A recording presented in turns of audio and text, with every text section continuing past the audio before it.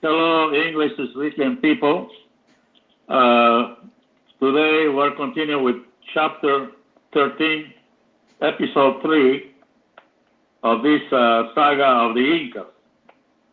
We have gotten together in Machu Picchu with the 13 Incas and myself to discuss some demands to the International Court of Justice in The Hague to get some reparations for our genocide or our conquest or our loss of the American continent.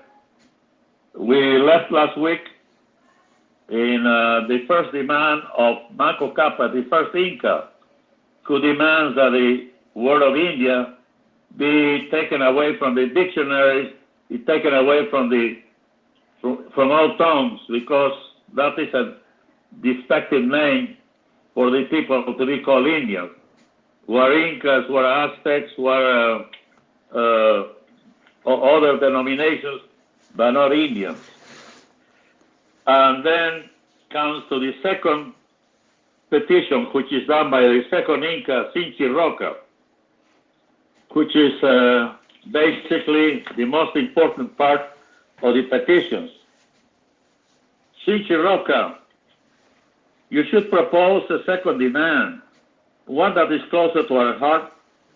Land in its pristine state is symbolic to the original Americans, and it must be returned to its legitimate owners, not for financial gain, but to keep the unused land as it was before the old world people came. For land is a gift of God that belongs to all and to no one. Do not rise a building in the wilderness. Never dam a river in its natural course, or burn one single tree in the name of progress. The deprivation of the environment has to stop by the same people who civilized us.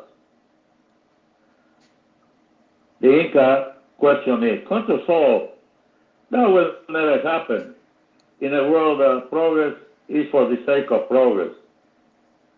I answer to him, "We're talking of the virgin lands that should be part not only of the Indians, but of the whole world for the good of mankind." Sinchi Roca answers, "I don't see how we, the uncivilized, will teach the civilized world to respect the works of the Almighty." I answer to Sinchi Roca, "This is not the occasion to make derogative comments. Remember that by making our demands, we have given up the right to act or be like the very Indians they think we are. We should respect all, even if the old world descendants deprecate us. Contra sol, how are we going to recover what was taken illegitimately from us? Land in your times is a commodity and no longer the gift of the God.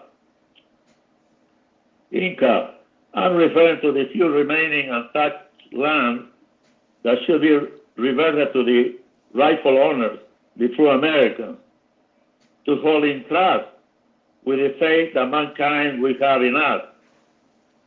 He answers me, "What do you mean by trust and faith? We would retain those lands with the same idea that the founding fathers of North America coined in the words, 'In God we trust,' which is the faith they have in Him to safeguard their rights." He answers to me, "That is trust in God. How are we going to trust in human beings? Because we're natives of the New World, that doesn't mean that we're not the same as the rest of the humanity. We have also learned the passion to possess what is not ours." I answer, "Sinchi Roca, we will let the indigenous people continue inhabiting their ancestral territories without the destructive technologies that in millennium will never desecrate the earth, like the migrants of the old world have done in the last 500 years, and who are still destroying the new world at a fast pace. The Inca responds, then I, the second Inca, demand that the World Court rule favorably on this petition and return the unused lands to the original descendants of the New World to keep in trust for the faith they would have in us. Then I finish with the second Inca, and for tomorrow, Sunday, we'll go with the episode 4. What it is we're making demands or reparations, which the Israelites and the Africans and other countries have done. They have requested reparations for the damage that was done in the past. And what we're trying to do is that each Inca makes a petition, a demand to get reparations and perhaps get some reimbursement, more or less, of what we lost, especially our dignity. So we will continue with the next demands of the other Incas next Sunday. Thank you very much. Loc. Restitution for what was improperly expropriated from anyone is a universal right. Even the early Romans coined the phrase to Caesar what is Caesar's, and 2,000 years later that aphorism is not a new concept. Since words are not going to solve our problems, we need to be granted some restitution for our contributions. Yah! Give us back all that they took from us. Atahualpa, it is not the material things that we want to be returned to us. It has to be something more transcendental than that. What could that be? Gold? No. What we want is awareness for our accomplishments that helped humanity. Many nations of the Old World were saved from hunger and diseases with our products and the knowledge of our medicinal plants. What produce would that be? The potato. You have mentioned that before.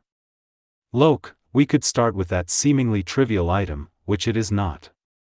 The whole world subsists with this staple that from a meager tubercle, by trial and error, we genetically engineered into its present form, and some countries, like Ireland, were saved from starvation. This is an example of what I mean by not giving us credence for what we initially domesticated and produced. Man of the future, all the credit our descendants are getting from the potatoes is shit. In a way, that is exactly what we are getting.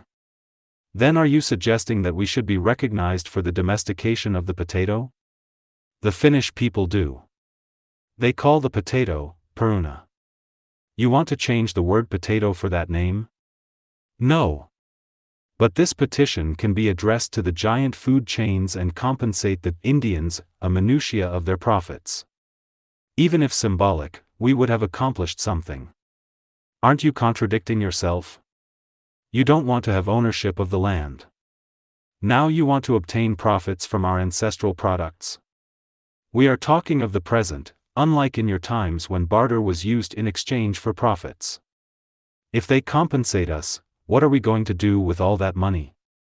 Buy back our dignity through the information media, which comes at a high price and it is possessed by the powerful. We are going to be called irrational for asking restitution for a product that has been in the world market for centuries. Oh, no, Inca. The list encompasses from the medicinal plants to industrial materials, which are as many of the contributions from the Old World. However, we did not conquer them, and we are now enslaved to their products. Then we should also compensate their descendants for all their advances? Loc. We are the injured party. The descendants of the Old World have to understand that it is time they do some justice to us. There are precedents to this effect. We would only be late in trying to get any indemnization or retrieve what was ours. The African people have regained their dignity, and their lands have been returned to them. Did those people recover what it was taken from them just by the asking, like we are trying to do? I am sure that they spoke and fought in order to get back what was and is theirs. Yes, they did.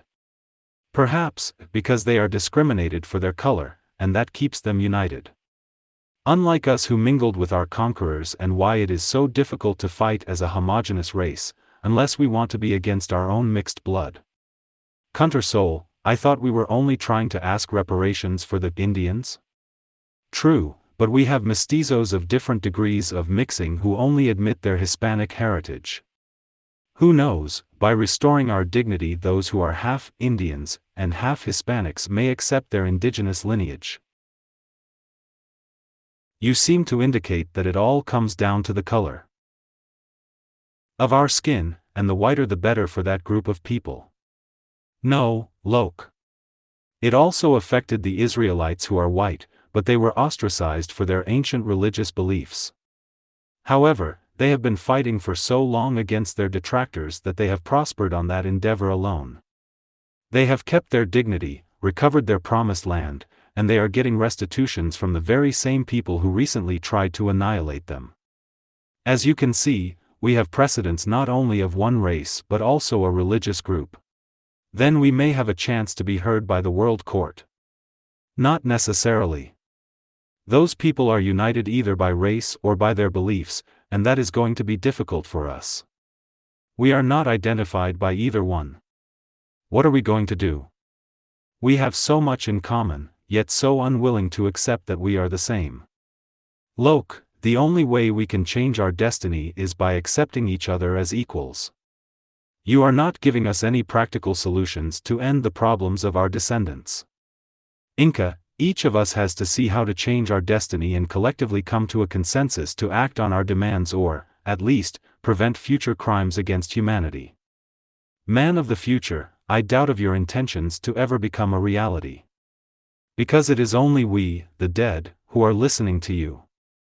Nevertheless, in the nothingness of our graves, we hope that that international criminal court will do us justice. Loke, great deeds come from the strong belief in our humble thoughts. Nothing like being the underdog to dream of the impossible, the only thing that matters in our existence. Incas, we have covered the main points of our demands: abolish our derogatory name, return our pristine lands, and recognition for our contributions. Let that be the cornerstone to eradicate the injustices of the past and of our present. Counter Soul, perhaps you are complicating our situation with these petitions, like changing our Indian name, for what? Getting back our virgin lands to keep in trust, for whom? And the incredible recognition for our contributions, by whom? Remember that we have accepted our fate for so long, and why we have lost the will to fight for our rights. Meta Capac, you may have a point. If we continue asking for more compensations, we will be seen as a weak-minded people, and that we are not. These three demands, perhaps, would start a dialogue on behalf of the Indians. Man of the future, after an arduous journey you want to end your quest of recovering our dignity with only 3 requests. How about the nation and their descendants who conquered us? They are the ones who have to be held accountable. You have not even mentioned them. Instead you are blaming the whole world and even us. Meta, we cannot fault one country or its people for our situation, humanity is, and that includes us. Counter Soul. Meta Capac is talking about Spain. Their descendants should compensate us for the past abuses of their ancestors. The people of whom you have talked about didn't blame the whole world, they made responsible those who harmed them. Capac Yupank, they first raised the consciousness of mankind and in time they confronted the perpetrators. Not an easy feat for the Indians to accomplish. Why don't we ask those people who recovered their lands and their dignity to help us, or are they only fighting for their own causes? I am not aware of any agenda on behalf of the Indians. All I know is that we should be unified, as they are. Since you have mentioned the land of our conquerors, why don't you make a proposal to them? I accuse Spain as the mother of all of our misfortunes. That is a great accusation. Counter Soul, with the passage of time you have been intimidated. Dignity alone is not going to restore what they did to us. There must be some actual reparations to make our demands real.